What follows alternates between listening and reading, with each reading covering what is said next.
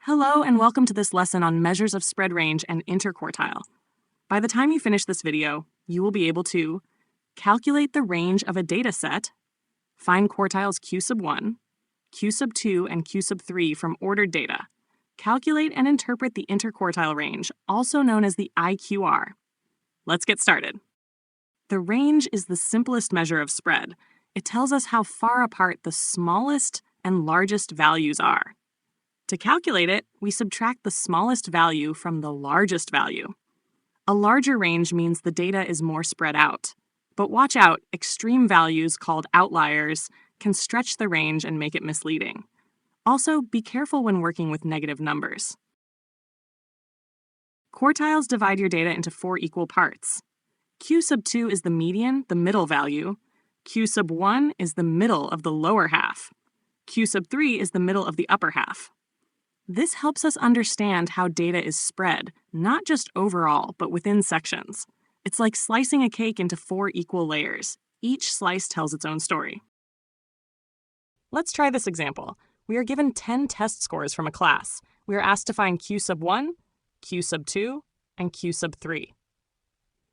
Step 1 is always to order the data.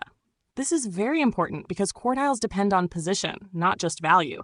So we arrange the numbers from smallest to largest. Next, we find the median, which is Q sub 2. This is the middle value of the entire data set. Since there are 10 values, there is no single middle number. So we take the average of the 5th and 6th values. The 5th value is 68. The 6th value is 76. So we calculate 68 plus 76 divided by 2.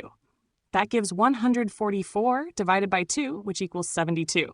So Q sub 2, the median, is 72. Now we move to Q sub 1, the lower quartile. This is the median of the lower half of the data. The lower half includes the first 5 values, 32, 48, 63, 66, and 68. Since there are 5 numbers, we take the middle one directly. The middle value is the third number, which is 63. So Q sub 1 equals 63.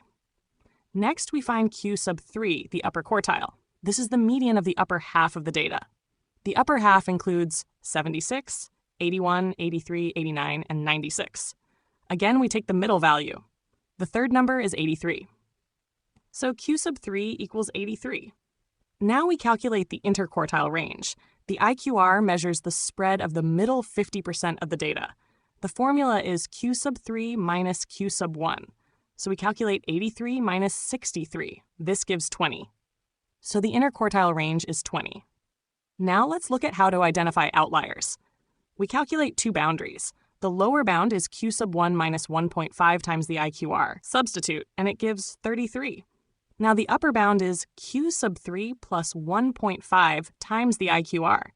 Substitute, and it gives 113. So any value below 33 or above 113 would be considered an outlier. Think of quartiles like slicing a loaf of bread into 4 equal parts. Each slice helps you understand how the data is distributed. Now let's dive into some exam-style practice questions. You can pause the video and try yourself.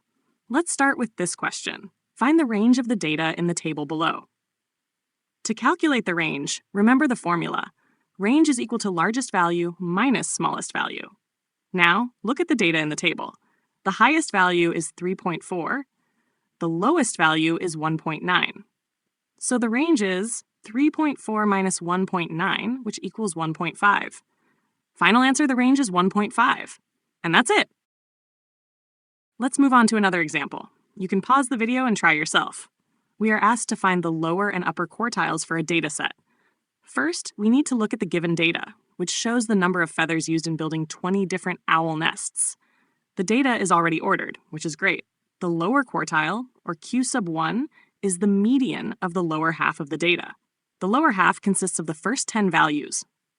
The middle values are 17 and 17, so Q sub 1 equals 17. The upper quartile, or Q sub 2, is the median of the upper half of the data. The upper half consists of the last 10 values. For the upper half, the middle values are 26 and 27, so Q sub 2 equals 26.5. The final answer is Q sub 1 is equal to 17, and Q sub 2 is equal to 26.5. So remember, range looks at the full stretch, while IQR focuses on the heart of the data. And in exams, choosing the right measure can make all the difference.